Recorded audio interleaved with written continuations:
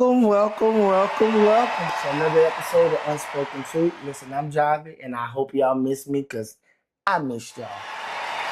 Y'all give my guest a hand, Miss Credenza Compton. Show us some love. That's so sweet. We're here, and I'm so happy to have you sitting here with me today, Unspoken Truth. And today, I want you to tell your truth. First, I just want to know a little bit about you and where you're from, kind of some things you do. Talk to me. Well, a country girl from Gudo. Shout out to Goodo. I love it. Love it too. Love it too. Um, I am married to Dexter, Okay. 25 years in December. Shout out to Mr. Dexter. 3 wonderful children. I am a school nurse, Cottonport Elementary, and co-owner of JoJo's Flowers in Bunkie. Visit him. Mhm. So, growing up in Goodo, I know it's a small town that I know and I've grown to love. It's full of love. Tell me a little bit about the community of growing up in Goodo, because I mean, I have family members that's there and that was there. What was that like growing up for you? Oh, it was simply, oh my gosh, amazing. That's a topic all within itself. Oh, it was so amazing. I remember getting dressed in my cute little dresses, my ponytails, going to church, Antioch? Antioch, and guess where else on third Sunday? Spring Bluff. Spring Bluff. It was, hey, first Sunday was Zion Yeah. at Travelers. Second Sunday was Antioch. Third Sunday was Spring Bluff. And I have fond memories. How about this one? Where your great grandmother and those homemade baked biscuits. Oh, I miss them so much. Yes, Oh, I yes, miss yes, them so yes. much. I can remember those, and tea cakes. Going to mission with grandma was everything. I looked forward to having mission because we knew there was going to be snacks at mission. When you saw grandma and mama polishing the furniture, you knew mission was about to happen. And so growing up in that town and it's very community based as far as even the churches. Like what was some of the things that growing up you seen that still stuck with you today? Oh, people loved each other. Love. They looked out for each other. And you're talking about when one cries, the other cries. That's what happened. They lift you up. They would come and visit you. You know, they wouldn't be afraid to pick up the phone and call to see how you were doing, come by with care packages. They loved you and they showed love. And I mentioned the phone. This is funny. Our telephone number was 318-939-2158. 2168. I remember it. 2168 was your grandmother's. And you remember Sister Thomas, Yeah. Greg's mother? Mhm. Hers was 2178. Right down the line. Right down the line. Of course, we had party line pick it up. I could hear your great grandmother on the phone. Wow. So it was just a lot of, like I said, that's a topic all within itself.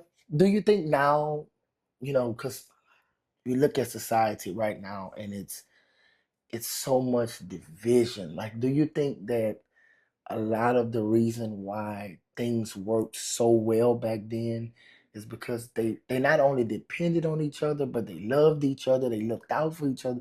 Like what's some of the things that you feel like as to date we're missing besides that love?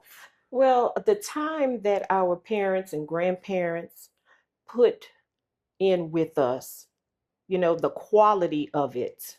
It's one thing to spend time with your kids, but if it's not quality time, Sharing that knowledge. sharing that knowledge and meaning what you say, because I'm guilty of that with my own kids. I said one thing, but I didn't Show always something stick else. to it. Right. I didn't stick to it. I let them get by. Yeah, because it's a lot different now. I mean, I've heard stories you used to get whooped for the smallest The thing. smallest thing. The smallest thing. But it molded and shaped that generation into people that was respected, that knew how Right. to give respect, was Right. hardworking, didn't mind getting their hands dirty. That's right. I mean, I remember, conversations I've had with my grandma, and she, they used to work from sun up to sundown. Even when she was a little kid, she would walk miles to school. Then they would work on schoolwork for a little while, come home in the fields. They weren't scared of work, and so their character was so strong because they knew who they were and they knew what they were capable of. Exactly. Exactly. And that goes back to the quality because even though and I had to do this, mama went outside to hang clothes on the line, Shadow. I was going too. I didn't have a choice. She didn't leave me on the sofa looking Watching at, TV. yeah, watching TV. No. When she was under the house plumbing, I was too. She was cutting grass, I was too. So And, fast forward that. hmm Where did you go to school? Like, I went to school at Bunkie High. Well, first, let me back up. Evergreen Elementary. Evergreen Elementary. Yes, along with your mother. Wow, I didn't know that. I did not know Yes, that. yes. Rode the same bus. Mr. Bonton, Compazzi. Wow. So then Yep. you end up going to Bunkie. hmm What was that like? Because I mean, growing up in Goodo, and then because I used to hear, my grandparents talking about they were going to town. So Oh, Bunkie yeah. was considered town. Town. So how was that change from going, to good from living in Goodo, going to Evergreen Elementary, and then going to Bunkie? Was it a difference, or was it like you still end up seeing some of the same people you knew already? Yes, I did because when I switched schools from Evergreen to Bunkie, there was like a switch. Oh, So I didn't get to finish school in Evergreen. I gotcha. had to go to Bunkie. So the school closed. So all the students went to Bunkie. So I knew those students and I had my friends. So they were there. But it was indeed different. It was indeed different because we were a little slower. I wouldn't say slower, but we moved different. On your own time. Not necessarily. I'd like to say we moved wiser Got you. because of where we come from. You know, Got you. That it makes was it was sense. different. It was different, and there was an adjustment to So, be you- made. so you end up going to Bunkie. You end up graduating, right? Right? Did you have any? What was your goal right after you graduated? Like, okay, I'm going to school to be this. Did you have that in order, or was that a situation that kind of came later on? It came later. I kind of always knew I wanted to be a nurse because I do love to care for people. You know that's one of my gifts, to serve. And so I knew I wanted to be a nurse, but I kind of took a detour at getting to be a nurse. I went to military. Oh, you went to the military. Yes, sir. National Guard. Was in there for 6 years.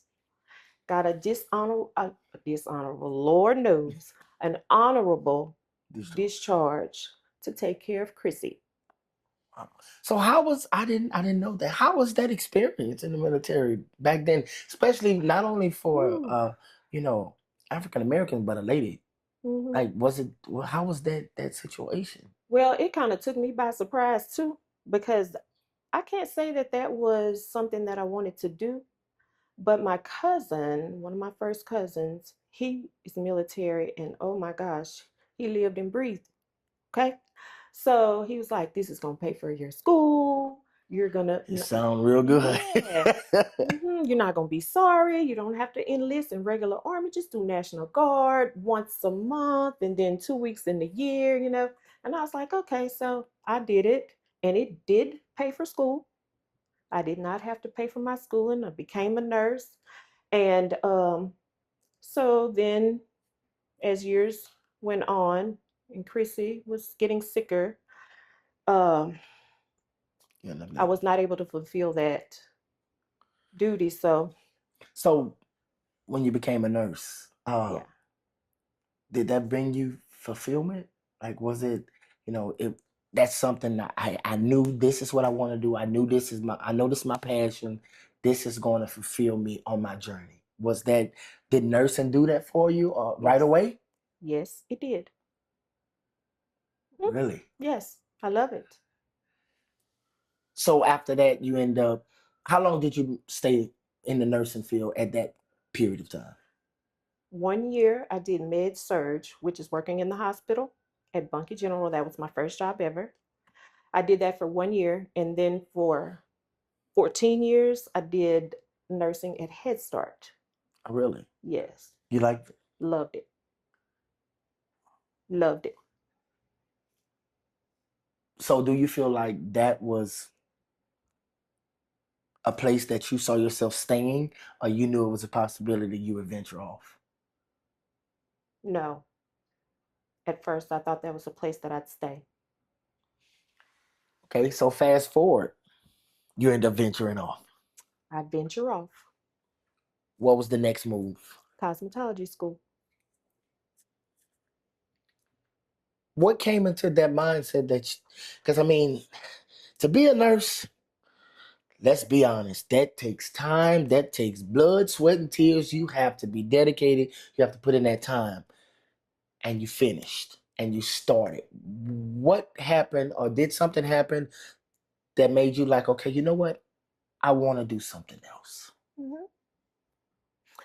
So, hmm, I didn't know then what I know now, but I ventured off because Derek and Chrissy comes into play. I need to back up a little bit. So the boss that I had, as my supervisor for Head Start, she didn't give me any trouble with when I needed time off when Chrissy was sick, which was often. Okay, so that wasn't the issue. But I ventured off because I was like, I can give her more time. Got you. I can make my own schedule as a cosmetologist. I can bring her with me. It just will be more feasible. And then that was something that I thought I might would be interested in. So I thought that was a field for me to look into. So I did. How did that work out? That worked out, yeah, okay. But it didn't fulfill you. No, not at all. So you figured I'll do this because it would give me more leeway with everything else I have going on in my With life. everything else I had going on in my life, that would give me a little more leeway. That's correct. And how long did you stay doing? So were you doing hair? You were doing makeup? Like, Hair. okay. But I knew that wasn't for me, even while in school before I even finished. So you had made up your mind. I just need to do this because it's still gonna, help me financially, but it's gonna ultimately give me time. Yeah. But that's just the path I had to take. And I realized that then while in school. But I had to finish it because what I start, I'm gonna finish. So you end up finishing. You Uh-huh. started doing hair, uh, and then it came to a point. It's like, okay, I need to do something else. Was that a point, or it just kind of happened? That I need to do something else after cosmetology. It just happened.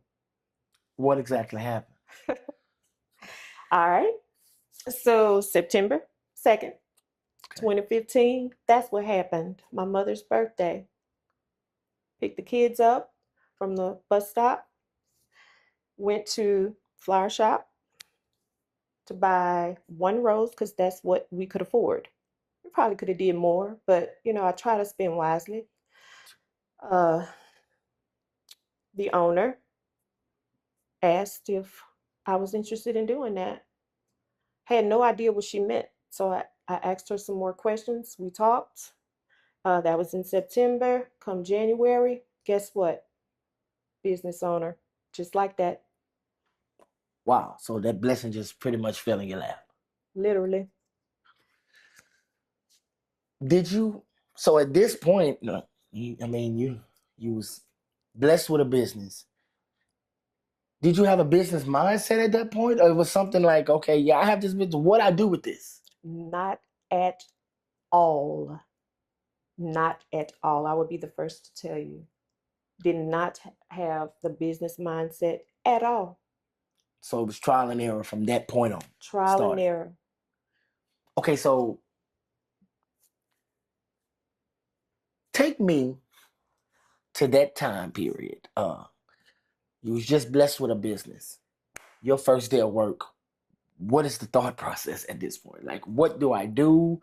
What do I target? What was your mindset going into that moment? Hey, I have to make this work because it's already established. Now it's mine.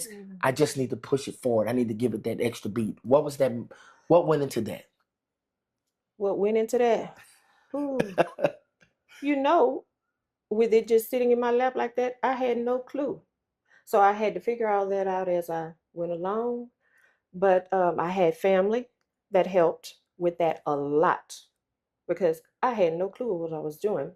So, of course, prayer and some long hours. And I mean long hours into the morning hours, seeing daylight come up, just trying to figure it out, and keeping that customer base, seeing what your customers like, just learning the business. That's what I had to do. Was it a tough road? It Oh, was tough. It's tough. Yeah. so as of right now, you're still the owner, Yes, correct? correct. What do you feel is because I always say this: anybody can start a business. That's right. Everybody can't maintain a business. That's right. So what can you say that has contributed to you being able to stay? So how long has it been? Since 2015, 2016. That's a while. Yeah. So what you feel like has contributed to you being able, because longevity seems like it's a part of this company now. Hmm. So what do you think besides, I mean, I know prayer, I know God work things out. Hmm. I understand that. That's right. But as far as that mindset, what do you think has contributed to you being able to still produce for the community, you know, to be able to give them that whatever they're looking for? What you think is that? Javi, you know, I am not a boastful person, right? I know it. Not at all. But the skill set that God has given me, I know it was truly given by Him because, as I said, I did not know how to do any of that. You know, the funeral work, just the different things that come with that type business, that particular business, it was all God. So, what is maintaining it? I'm able to show my love through it. Got you. And me showing love to people is easy for me to do. Got you. And that's what maintains that business. Got you. That makes a lot of sense. I mean, that just upholding the integrity of what you started with, Oh, yeah. keeping that mindset will ultimately, you know, make it last. Yeah. Listen, that's beautiful. Listen, I need to take a quick commercial break. And I promise you, I won't keep y'all too long. And listen, I just want to encourage you real quick. Keep going. Don't stop, man. We live in a society where it's negative energy everywhere you look, your left, your right, in front, behind you. Don't let that get you off your path. You got something you trying to complete. You got something you trying to work towards. You got a goal. Man, don't stop. The only way you won't complete it is if you stop now. Lock in, load up, keep going. You know why? It may not happen today. It may not happen tomorrow. But if you keep on going, you smell that success. It's coming. So like I said, I just want to encourage you. Keep going. Don't stop. Do me a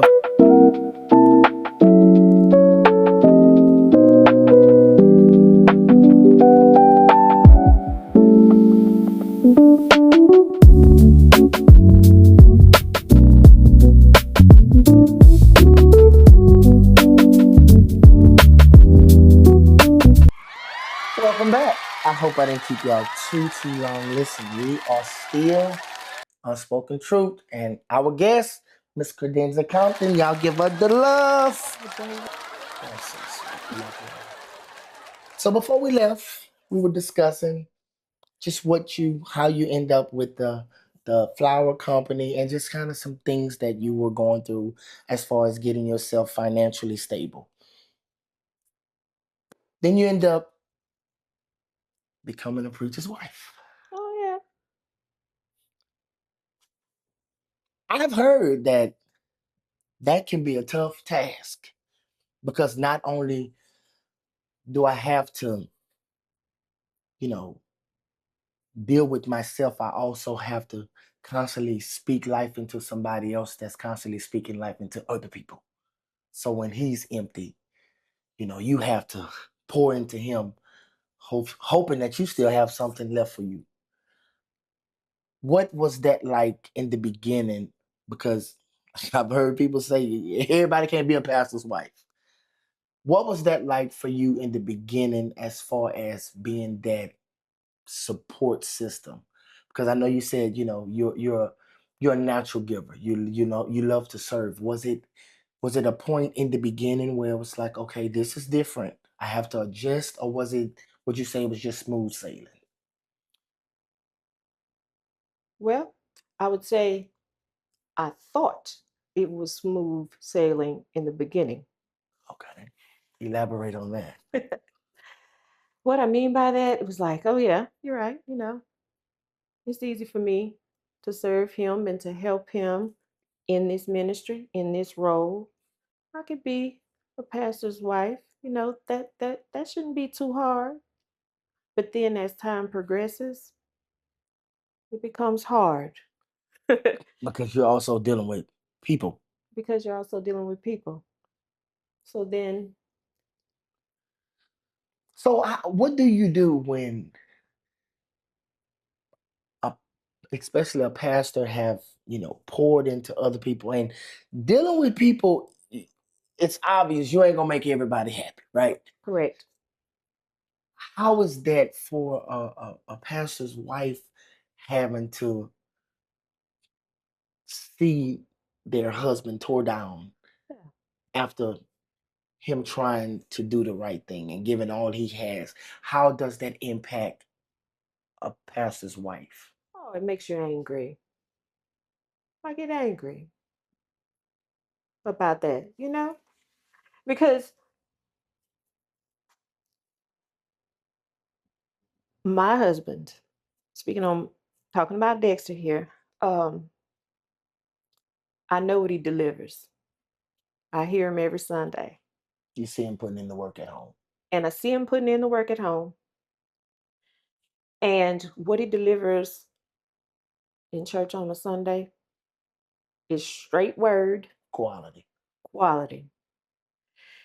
And if you're sitting there listening to that, if you're actually listening, seems you ought to get something and then move differently, Right. behave in a Better manner. better manner, and just see things kingdom focused like.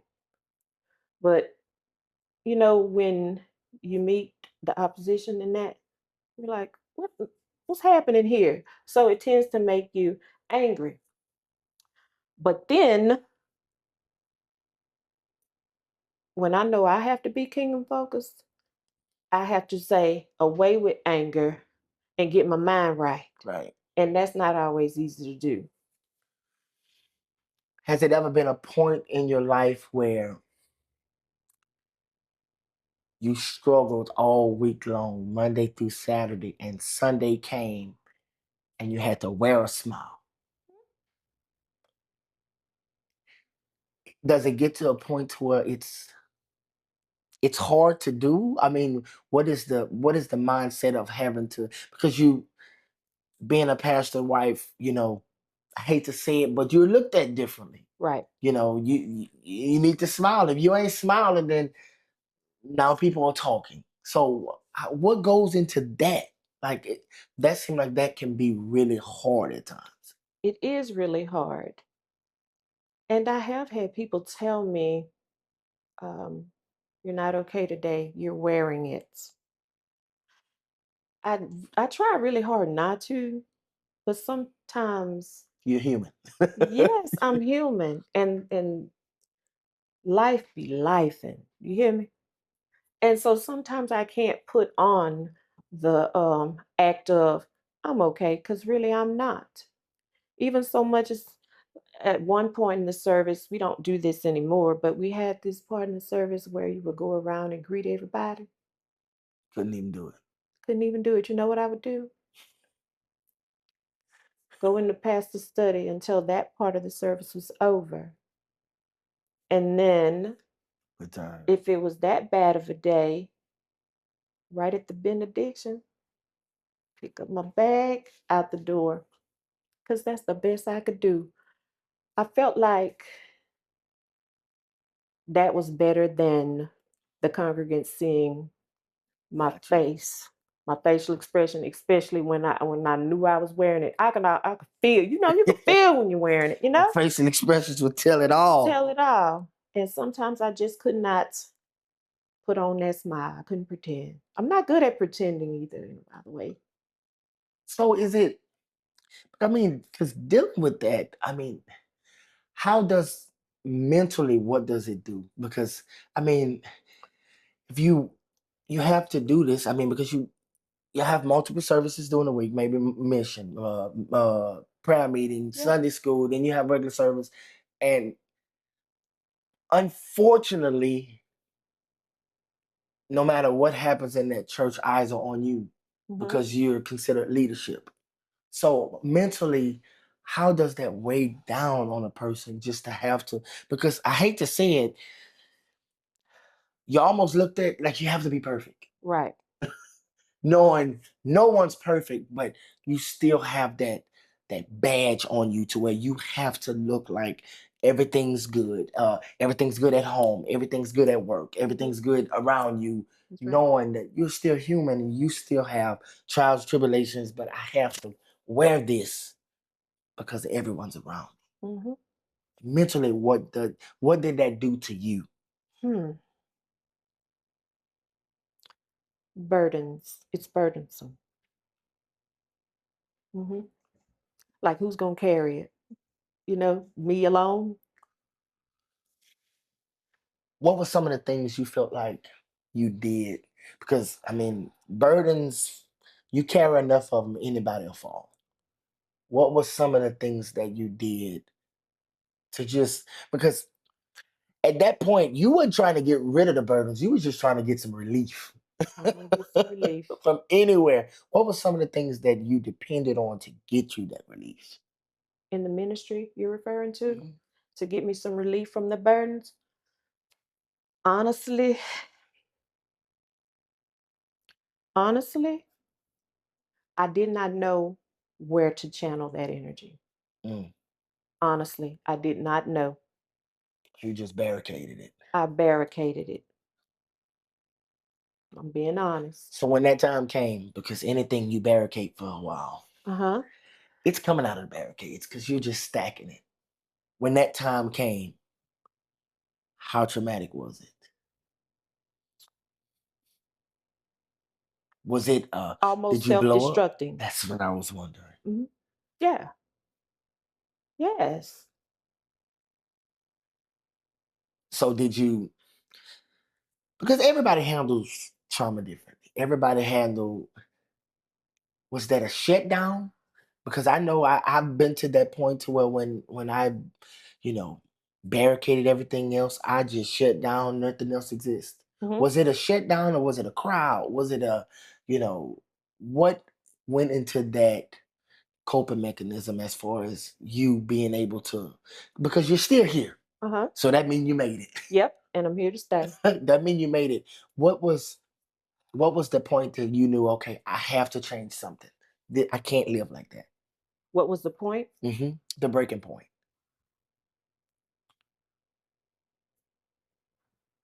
The breaking point was when, well, Javi, I just like enough already. I got to do right by me. Yeah, I gotta do right by me. So fast forward up until now, would you say that things are different as far as how you're able to move? Because let's be honest, Hmm. first lady, you still gonna have burdens. Yep. It's no pastor carry burdens. I mean, anybody in leadership will eventually carry some burdens. Do you feel like you're in a space now to where you're able to maneuver and adjust to the point to where you still can keep your sanity, or you feel like it's still that much difficult? It's not that much difficult. I was extremely cast down. I got you. I was extremely cast down. As I said earlier, I didn't know what to do with that. I didn't know how to channel that.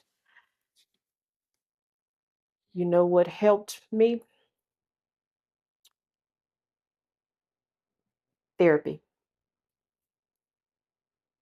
I see a Self therapist. reflection. I see a therapist. Do you feel like that's made you learn things about you that you didn't know? I'll be 50 in a few weeks. Happy early birthday. Thank you. Thank you. And it seems like at the age of 50, You're just learning. I am just learning me. I'm just learning me. You may look at me years ago, people may say, oh, she got it together. I'm just learning me. She's helping me to get me know me better, Got you. and the me that I didn't know, bringing her back. Got you. So do you think within, because I mean you were working, you were a mother, you were a first lady. Do you feel like you lost yourself, or you feel like you just never knew who you were at that point in time? At that point in Mhm. time, lost myself. Got you. Got you. Totally lost. So much so, Javi, that my memory was affected then and still is now. So your whole identity was just Yes, would okay. So because I hear people when they say, I lost my identity. The reason why most people lose their identity is because they're trying to be something for everybody oh else. my God, yes. You're trying to be this for this person, this for this person. You don't even know how to be to yourself. Correct. That is totally 100% accurate. So at this point in your life now, you say you did therapy, or you still in therapy. Do you feel like this person that you are striving to be again, is this person is at peace? Is this person fulfilled, or you're still navigating those avenues? Still navigating because I'm not quite at peace, but You're striving. I'm striving. I'm in a better place. I am so happy to be able to tell you I'm in a better place. So I want to go back a little bit. Okay. Your daughter, Hmm. she was diagnosed with a sickness, correct? Right. And what was that? Sickle cell anemia. What is the pressure that you bear with just being that support system? Because with sickness like that, it requires a lot of time, a lot of care, a lot of understanding. Right. What was the ups and downs of just dealing with that itself? Because I mean, it's your baby. Hmm. It's your only daughter, correct? Hmm. What was the process of just, because by the way, you're still adjusting to who you're trying to be. Now you Correct. have to be super mom for someone else that needs you. That's right. What was going through your head at that point, and still till this day? What's going on in my head? Just to be able to, because you almost have to forget about self at a specific time while still trying to find self to be able to pour into someone else to make sure. your daughter is okay. So how mentally, what have you dealt with just with that situation alone? Mentally,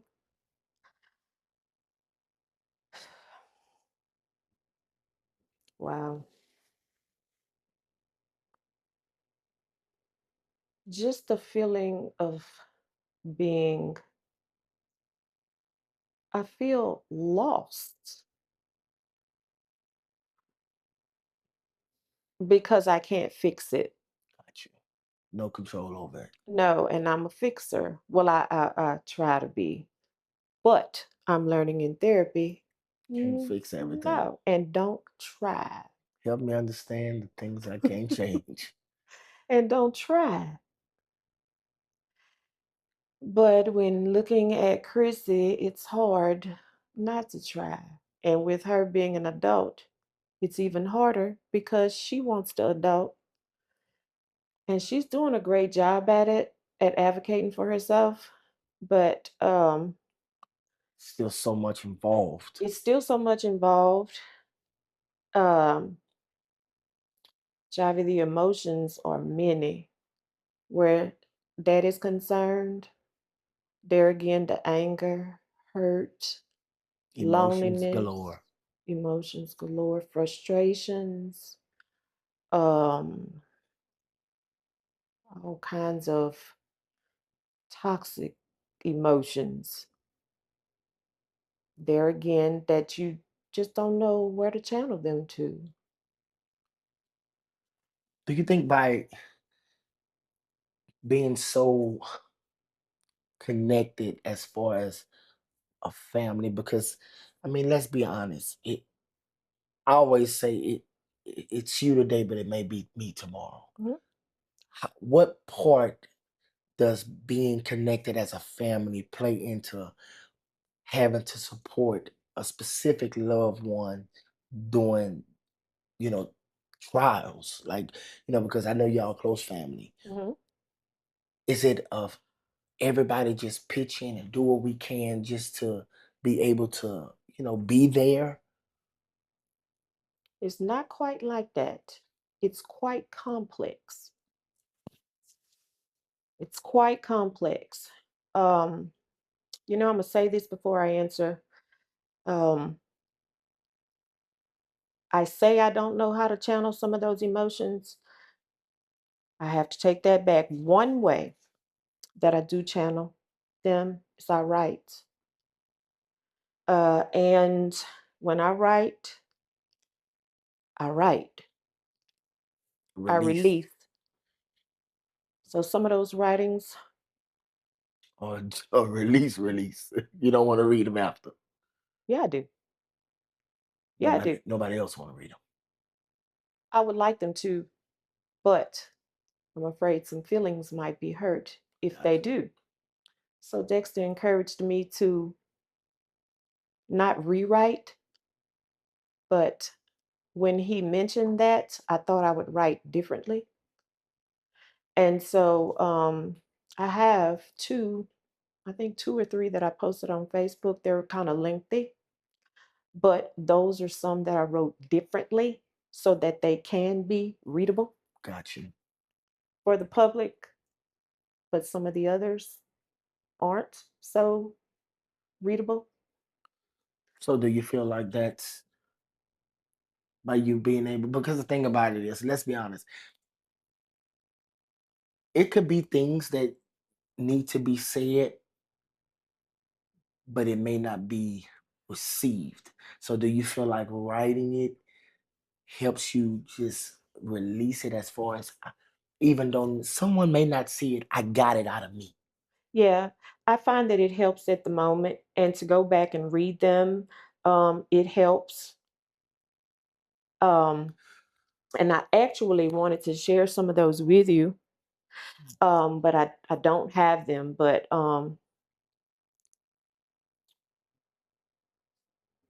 it does help. And to answer your question about the support, when I say it's complex,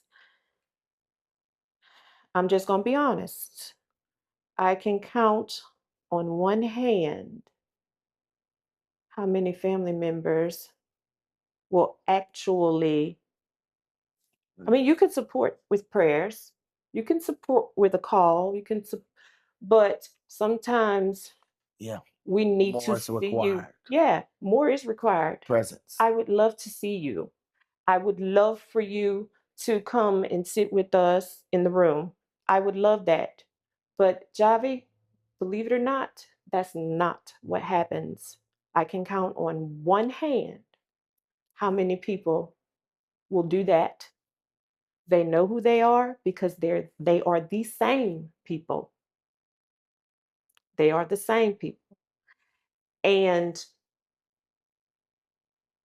of the people on this one hand, I'm going to only call these names because those are the only ones that I want to call. Okay? Dexter, my mom, and my kids, of course. Mhm. So that don't leave many fingers, does it? Yeah. I got you. So those other two people know who they are, and that is it. Cards, maybe one person. She know who she is. One person. This one person would send the balloons. It was either her or me. I would talk to my mother-in-law about it, my mom, Dexter. Why aren't these kids? Why aren't these people loving on my kid? Why aren't they? Everybody's Support, asking how she's doing, but nobody's showing up. but nobody's showing how she's doing. I know people are praying, but we need prayer because, like you said, I'm moving off of fumes. Yeah. You know what I'm saying? Dexter's moving off of fumes too. My mom, you know, I mean, I've written stuff about the pull-out sofa. You know what I call the pull-out sofa? Because it breaks my body so because I slept on it so much. Oh, I You know. know what I call it? The side piece. That's what happens in my writings. You laughing, but if you read my writings, you're gonna be like, whoa, Got you. you're gonna see inside of me. You know what I'm saying? So navigating through all of that as far as, being, because seems like you and your group are the only ones that actually are there. Yeah. How painful is that to know? Because at the end of the day, it's not like you're people that no one knows. Y'all actually have a whole congregation. Uh-huh. So that's Yes. that's a thing for me to, Yeah, well. and it's so hard because you look at it like that and say, you know what, I'm pouring into y'all. I'm doing this in y'all and y'all Yeah. can't sometimes. Now, early on when she was younger, maybe 2, 3, 4, 5 years old, it seems as though we had a little more support then. But as time went on, and you know what I think it is too, Javi? I think that they're like, she's just in another crisis. Oh, she's just in the hospital Got you. again. Oh, Yep. don't tell me Yeah. that. And but that's the thing, like you don't handle it like that Oh because no, every time she comes out, it's a blessing. it's a blessing. It's a blessing because every time she's in there, I'm asking the Lord, is she coming out? I'm Got you. just being honest. So most of the time, because of frequency, Javi, at one point I was keeping up with how many times she was in the hospital. Lost count. Lost count. Hundreds. Hundreds. Hundreds. And imagine those hundreds of times. 2 weeks, 3 weeks, helicopter ride, ICUs. Where are the people? Especially the people that claim to love me. Like I'm not expecting a stranger, but if you but claim to love me, but if you claim to love me, then those people say, call me if you need me. where are you? Where are you? What do you mean? Did you really mean that? So are you really praying? Makes me guess. Well, that's the mindset that I'm in Got you because because what have you yeah, proven to me yeah, I got differently? you. You Yeah. walk like a duck. Quack like a duck. Okay. So yeah. And how do you think she feels? How do you think she feels? She has her two friends that are there. She don't have many, you know? So dealing with all of that, being there for, you know, family, being there for the church, being there for the business. When you look in the mirror right now, what do you see? What do I see? Honestly, a woman held up by God because He is absolutely the only one. There's no way I can get around it. Because it may sound strange because we are to pray without ceasing and to pray about everything, Get it? but sometimes I could not. I was just trying to be. Got you. You was existing. You was just existing. I'm just trying to be. And I'm still not in the best place right now with that. You know? But would you say you're better than where you were? Most definitely. And God, yes, but I kudos to my therapist. And I encourage anyone to seek therapy. My dad frowns upon it. Oh, okay, Dad, but I know it's helping me. Yeah, got you. You know what? Even if it's just to sit there Yeah, and somebody listen. and get rid of the trash. Get rid of the trash so you can make room for what you know. Then you can move better. So this segment is, we always like to do rapid fire. All I need you to do is not overthink it. Just first answer come to your head. Coffee or tea? Tea, Morning prayer, late night worship. late night worship, What's your comfort food? sunflower seeds. One word your children will use to describe you. Hmm. Super mom. Love it. A Bible verse you've clung to all these years. Hmm. That would be Romans 8:26. What's one habit that changed your life? Let's see. I didn't always do it, but I do it now. Don't let my feet hit the floor until I acknowledge God. Gotcha. What's something God is still working on in your life? Ooh, how to be kind to myself. Grace. What instantly brings you peace? Hmm.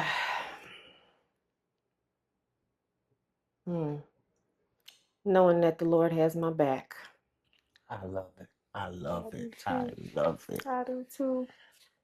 I am so happy that you decided to come to the hourglass But of and talk course, to me and tell your truth.